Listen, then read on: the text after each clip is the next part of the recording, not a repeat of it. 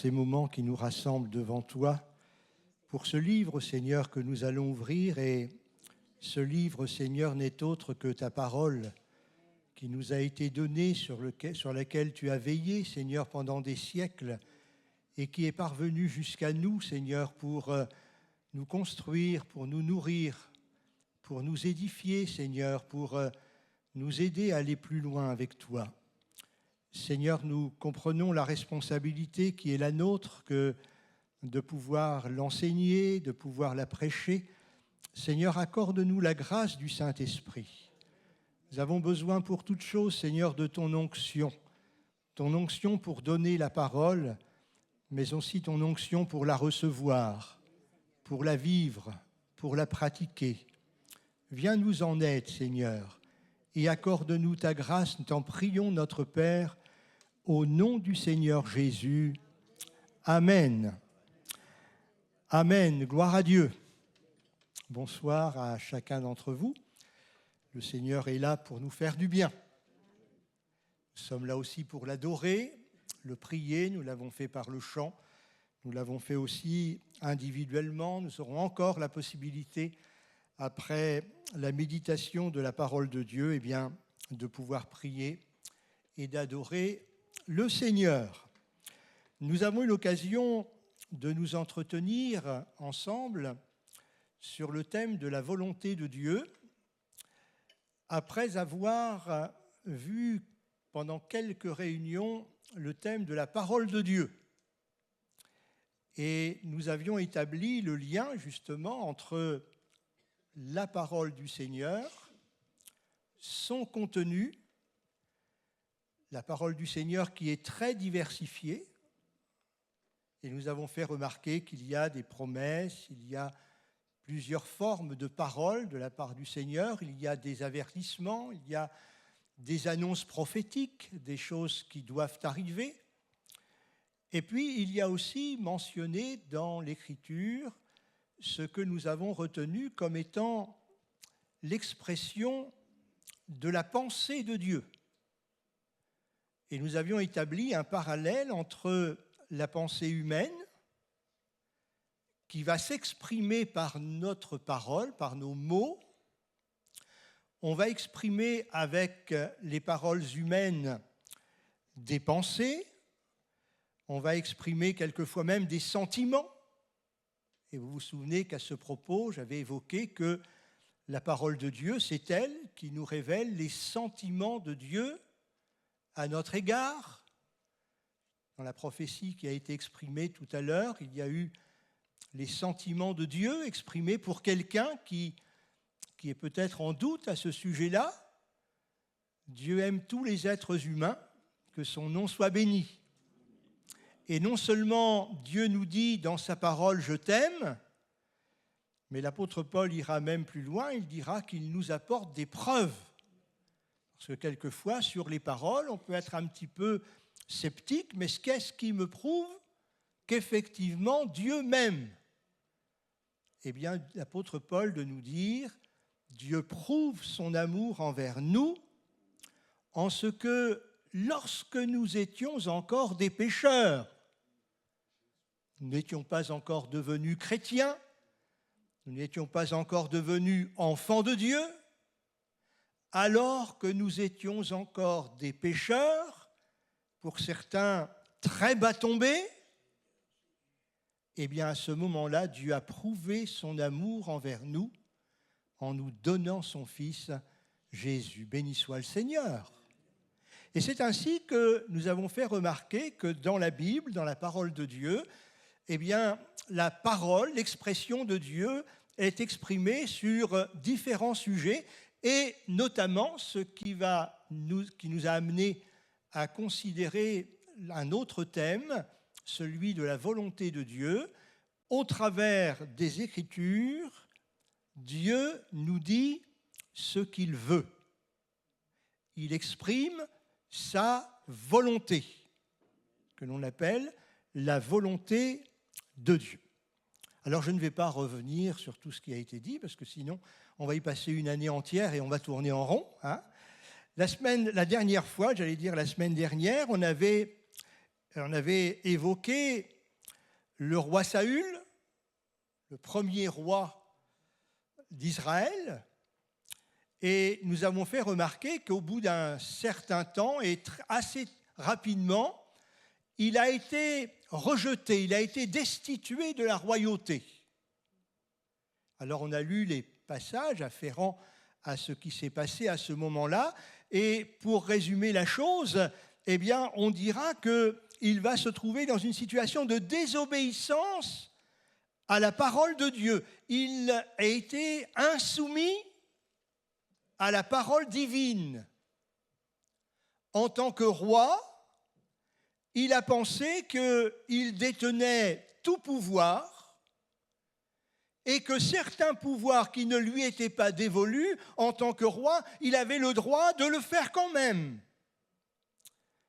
Alors il y avait un sacrifice à offrir, c'était Samuel qui devait l'offrir, et comme Samuel a tardé d'arriver, eh bien, le peuple s'impatientait, comme dira Saül, et puis il va offrir lui-même le sacrifice.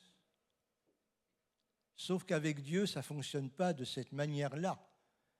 Quand Dieu a donné des directives, quand Dieu a donné des ordres, quand Dieu a organisé les choses, ce n'est pas à l'homme de les modifier.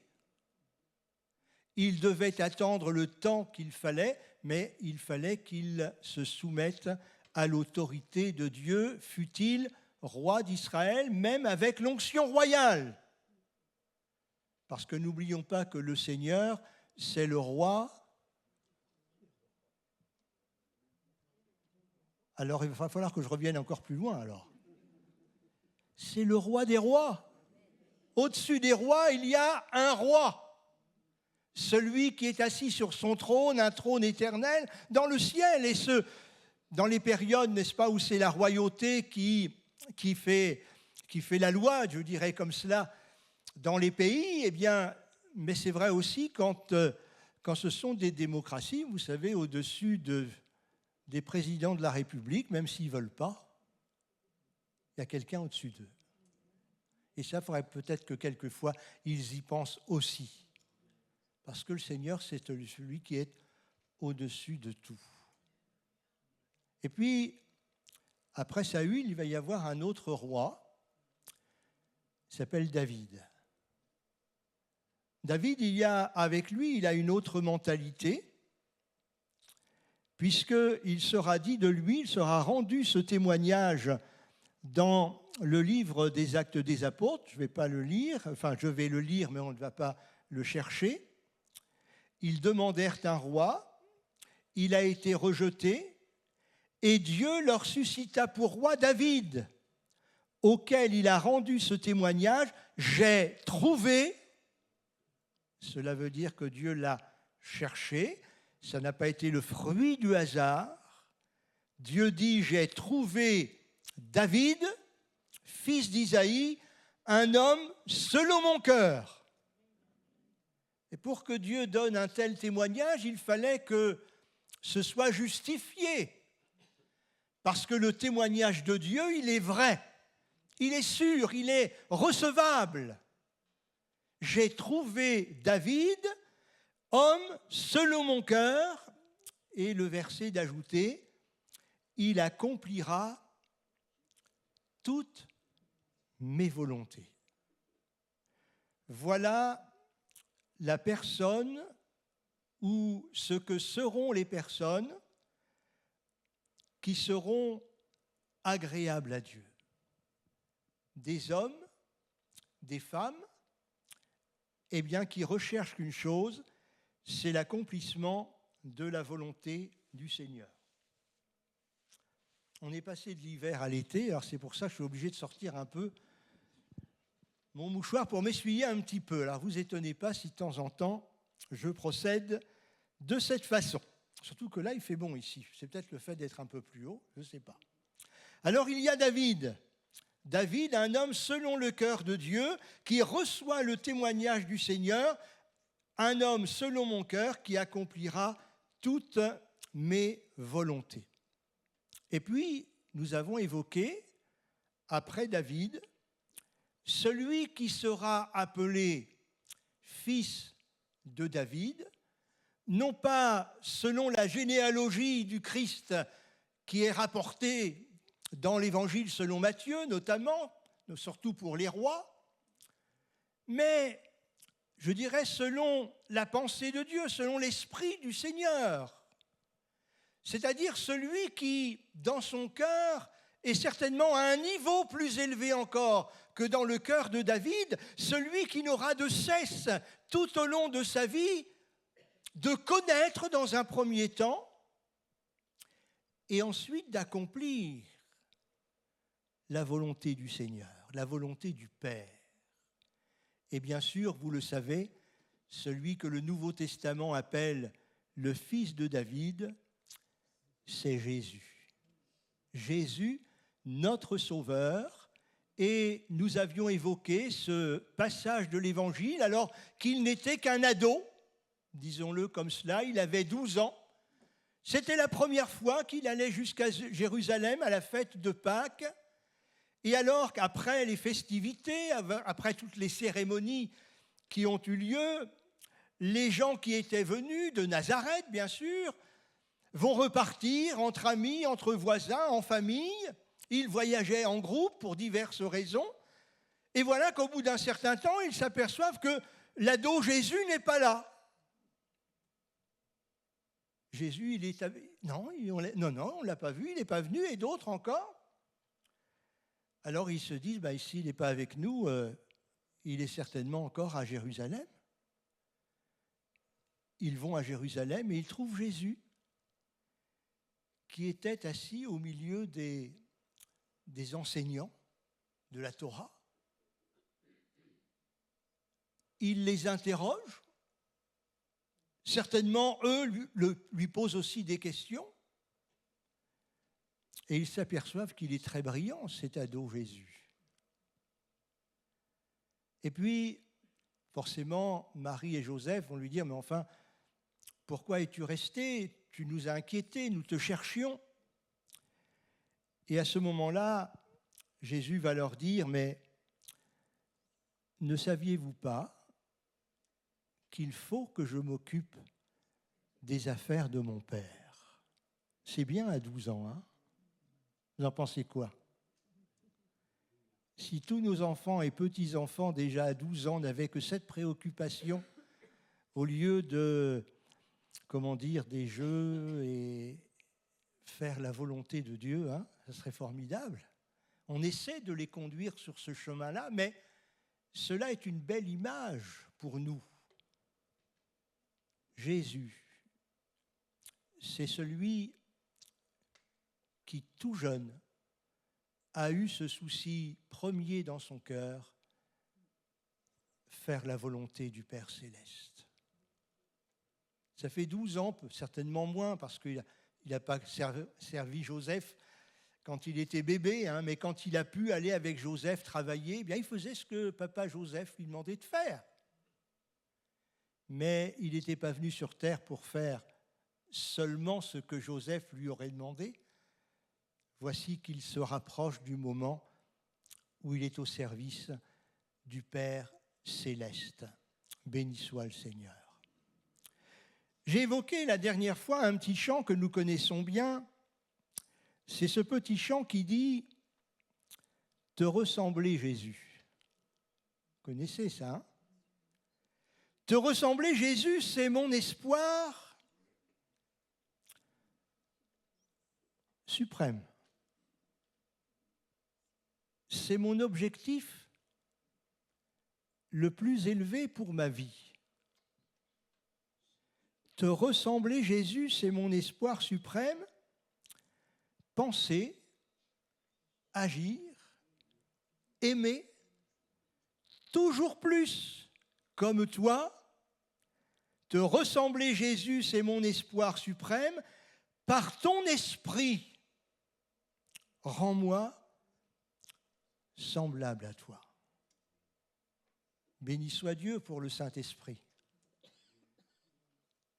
Nous aimons faire des moments de prière, des moments de recherche pour être visité par le Saint-Esprit, pour être rempli du Saint-Esprit, pour dire les merveilles de Dieu dans une langue nouvelle, puisque le signe initial du baptême du Saint-Esprit, c'est le parler en langue, mais aussi tout ce qui va avec.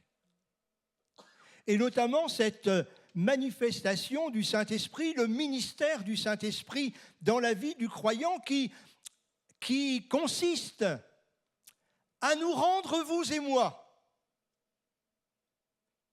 de plus en plus semblables à lui. Celui qui, à 12 ans, disait « Ne savez-vous pas qu'il faut que je m'occupe des affaires de mon Père ?»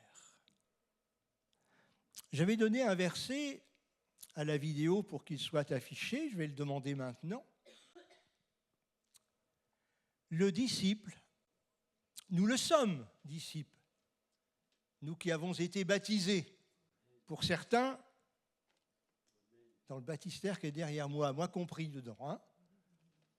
Nous sommes disciples. Alors ce verset, et c'est Jésus qui l'a prononcé, il dit le disciple, il n'est pas plus que le maître. Et ça, on le sait bien.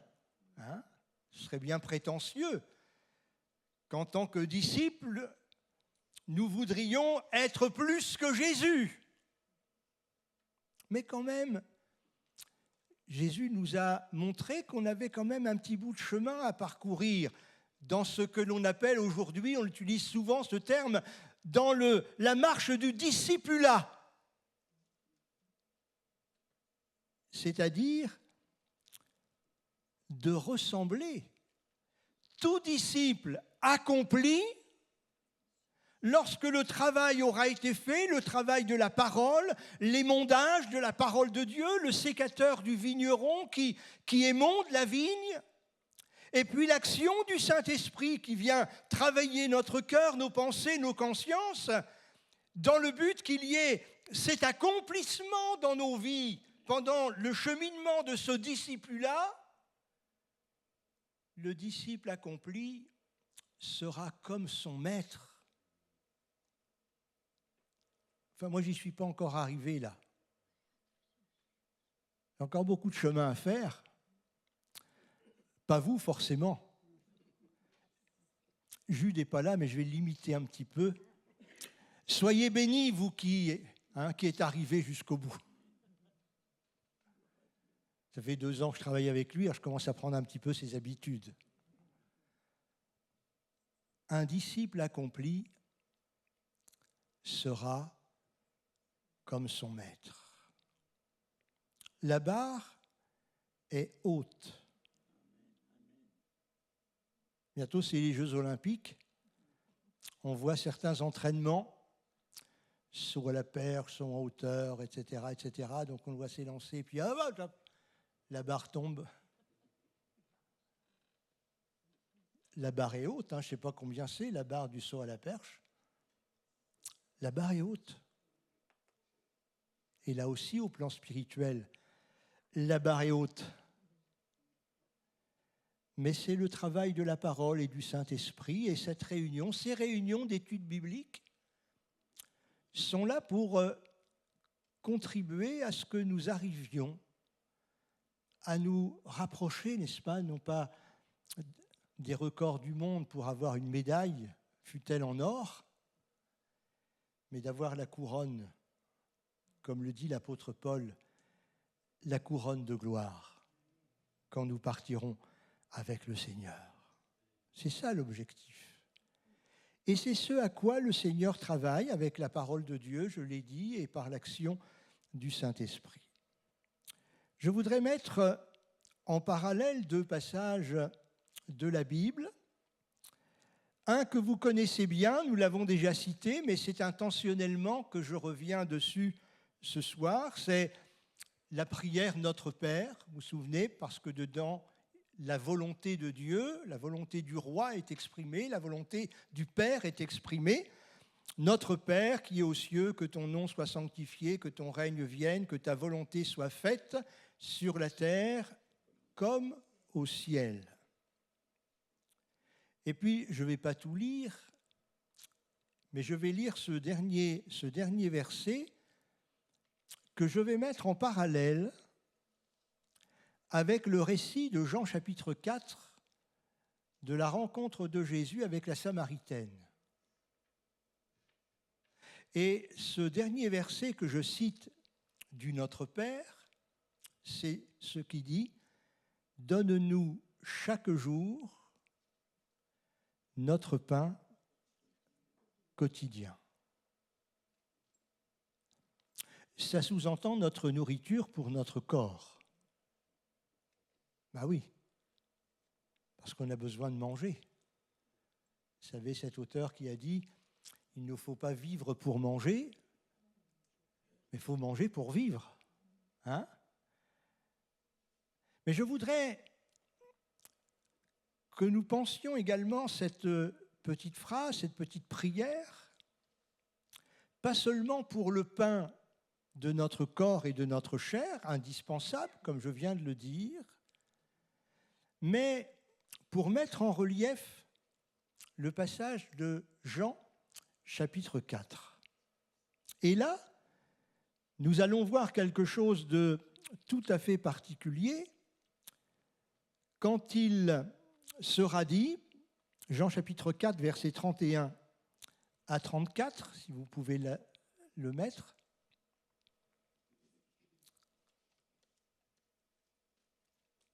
Vous connaissez le récit, Jésus attend la femme samaritaine qui va arriver au puits de Jacob. Il va lui annoncer, disons-le comme cela pour faire court, il va lui annoncer l'évangile. Il va se rendre dans la ville, qui n'était pas loin de là. Et au verset, pendant ce temps, voilà, on a le texte qui nous concerne, pendant ce temps, les disciples le pressaient de manger. Jésus, vous vous souvenez, était sur le bord du puits, il était fatigué du voyage, et malgré cela, il va attendre la femme samaritaine. Il est fatigué du voyage, ils vont aller chercher de la nourriture, et quand Jésus va arriver auprès d'eux, ils vont le presser de manger, lui disant « Maître, mange !» Verset 32. Mais il leur dit « J'ai à manger une nourriture que vous ne connaissez pas. » Verset 33, les disciples se disaient donc les uns aux autres, « Mais quelqu'un lui aurait-il apporté à manger ?» Jésus leur dit « Ma nourriture ». Et pour faire le lien avec le Notre Père, dans mes notes, je pourrais vous les montrer après si vous voulez, j'ai écrit en gros caractères « Ma nourriture » entre parenthèses, « mon pain quotidien ».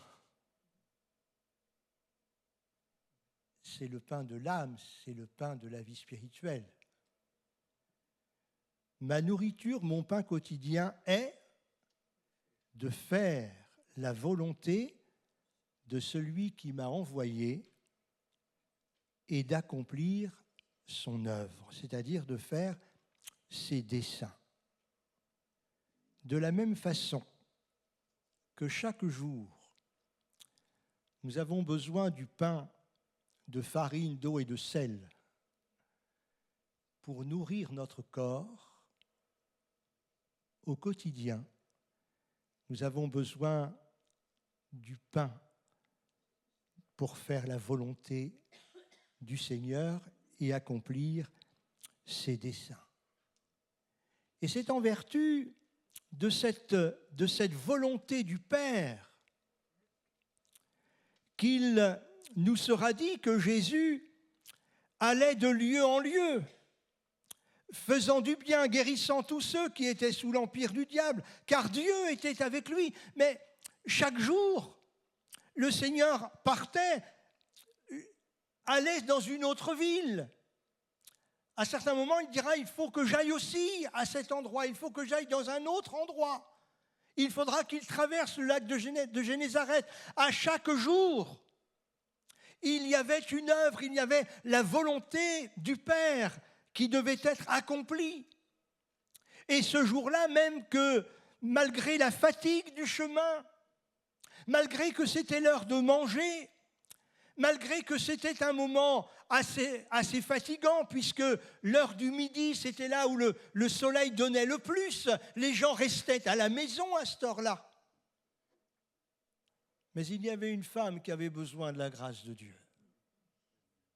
Et c'est pour les femmes comme celle-là et des hommes dans des situations similaires que Jésus a quitté le ciel et qu'il est venu sur la terre des hommes. C'est pour eux, c'est pour elles que Jésus est venu. Les intérêts des âmes, les intérêts de ceux qui souffrent passent avant le bien-être de Jésus. C'était ça le pain quotidien de Jésus. J'ai du chemin à faire. Ça nous arrive quelquefois d'être comme le sacrificateur, le lévite de la parabole du Samaritain, qui pour X raisons, quand ils ont vu le blessé du chemin, ils ne vont pas s'arrêter, ils vont passer outre.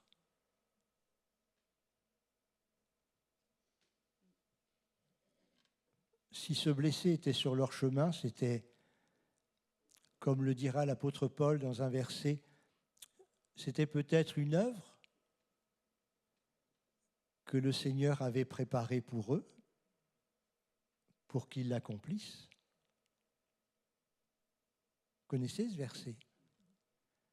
Dieu a préparé des œuvres bonnes afin que nous les accomplissions.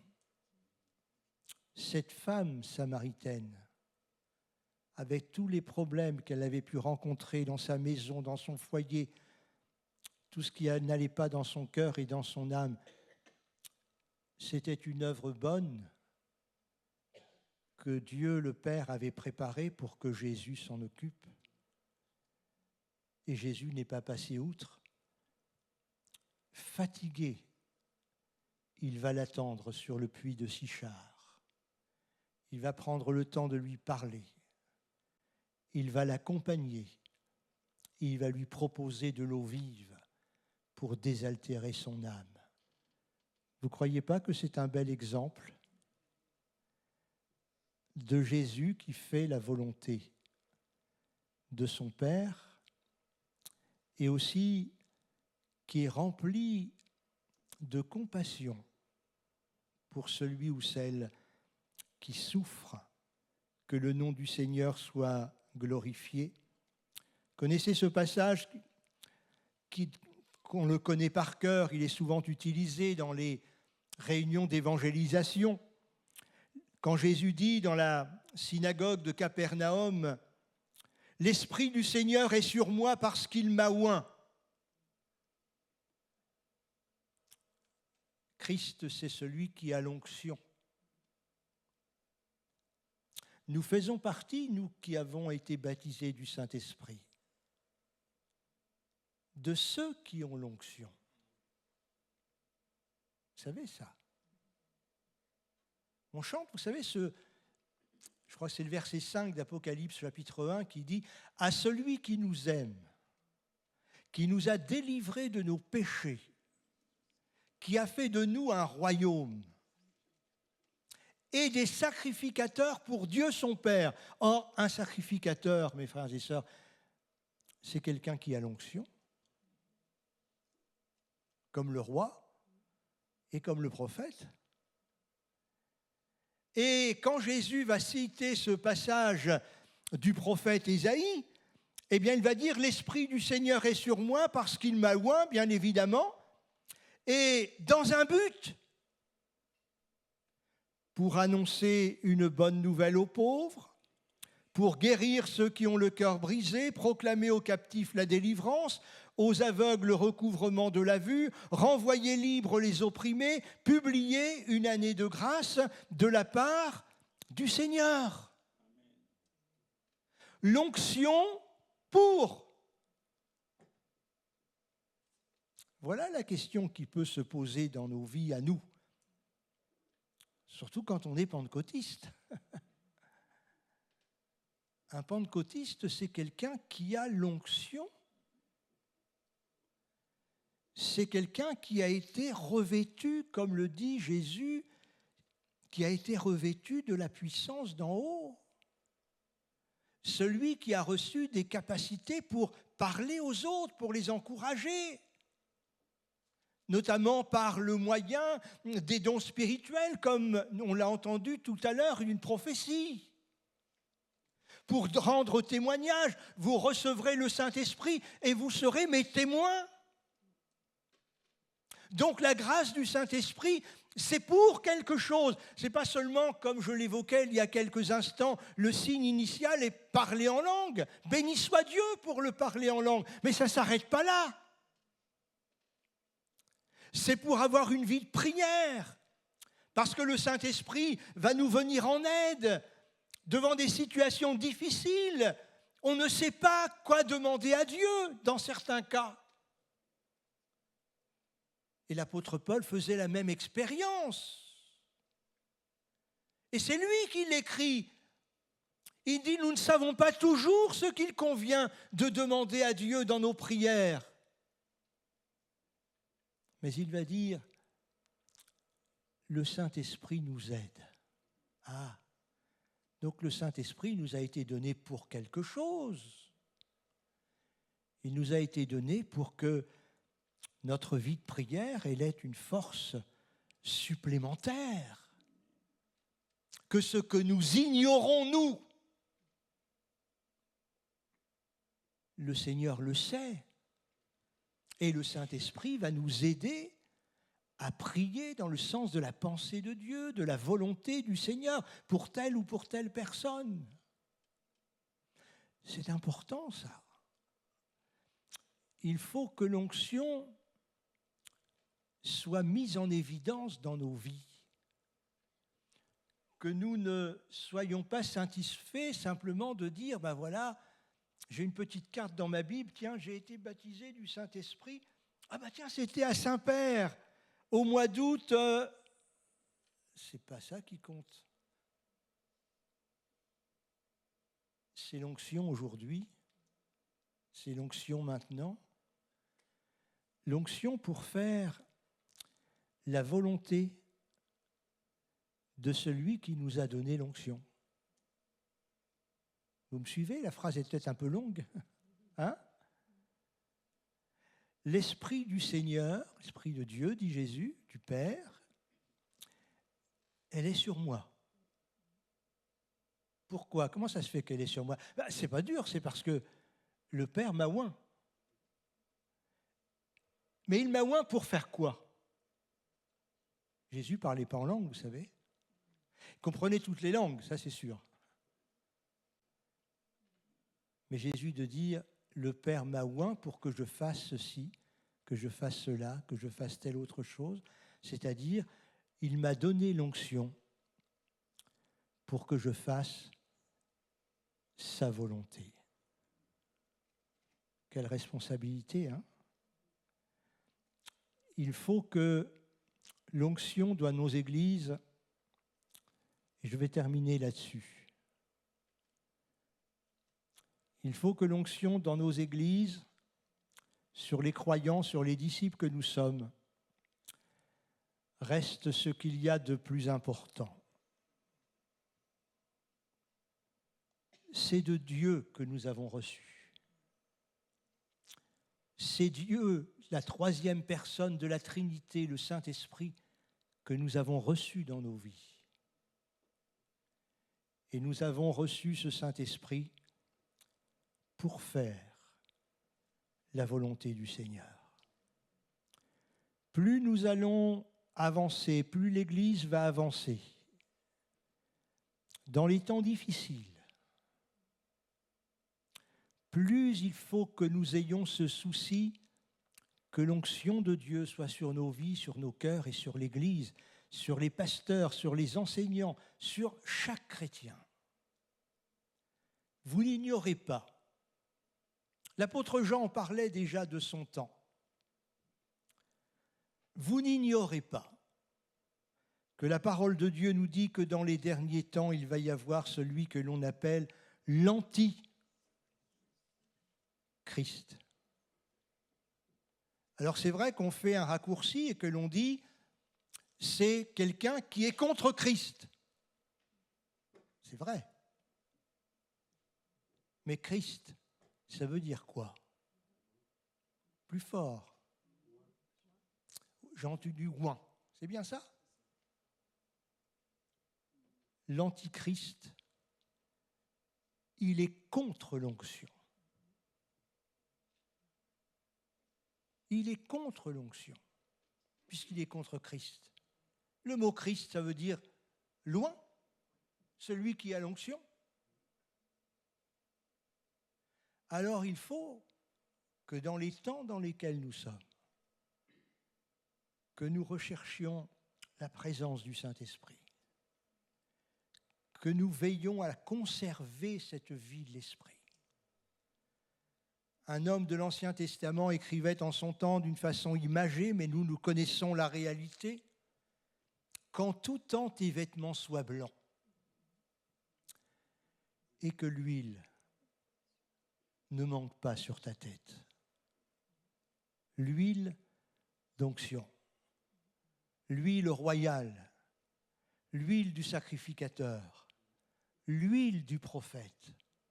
Il faut que l'huile d'onction, il faut que le Saint-Esprit reste sur l'Église et que ce soit non pas quelque chose d'exceptionnel, mais que ce soit quelque chose de naturel.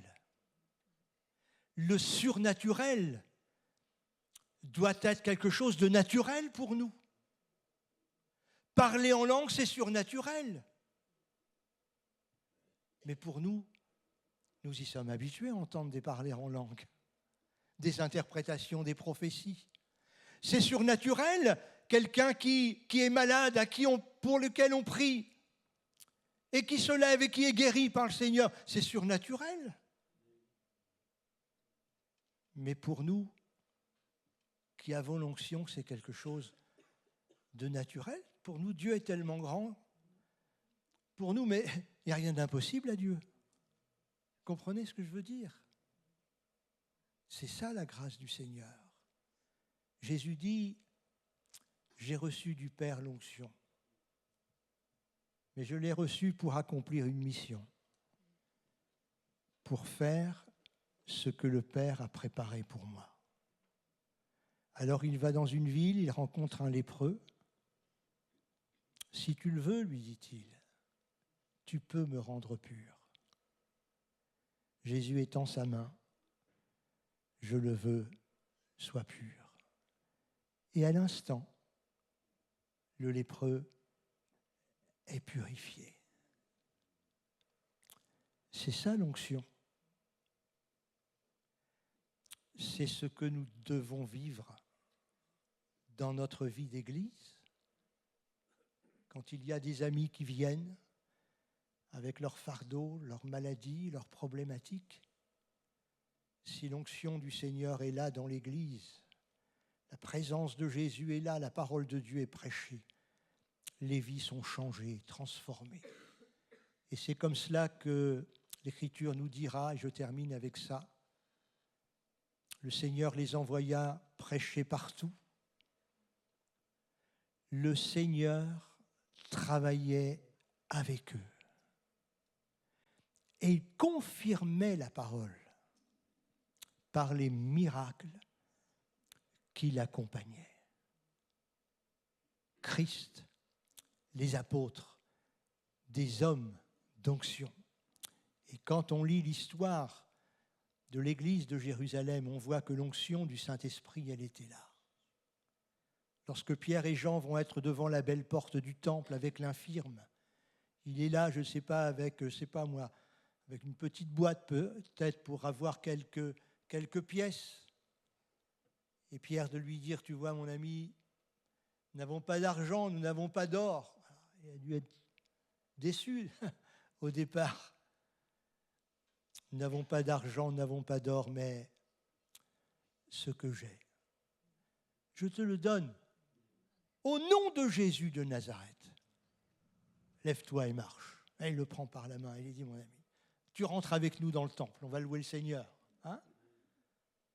L'onction pour faire la volonté du Seigneur. Est-ce que vous êtes d'accord avec le programme? Ce n'est pas le mien, hein? C'est le programme de la Bible, c'est le programme de la parole de Dieu, c'est le programme du disciple qui n'est pas plus que son maître. Mais son maître, ce qu'il veut, c'est que son disciple soit quelqu'un qui soit accompli et qu'il ressemble à son maître Jésus. Amen.